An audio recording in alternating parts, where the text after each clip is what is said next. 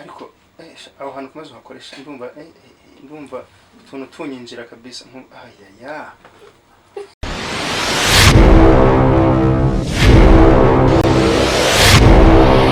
Ninahangaika sana kila siku. Natafuta babangu. Nimemkosa.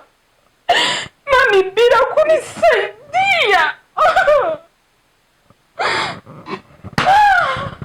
Mungu wangu nisaidie sana. Nakuhitaji baba. Nionyeshe babangu. Nipe msaada baba.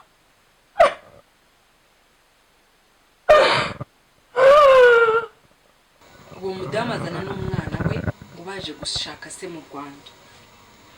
Niyanganiriza arambwira ngo hari umugabo wamuteye inda Tanzania, amaze kumutenda ahita agenda atamenye ko yamuteye inda. Ngo aramubyara wenyine, igihe kiragera umukobwa aramubwira ngo arashaka kujya kureba papa we. Amubwira ko papa we aba mu Rwanda. Ngo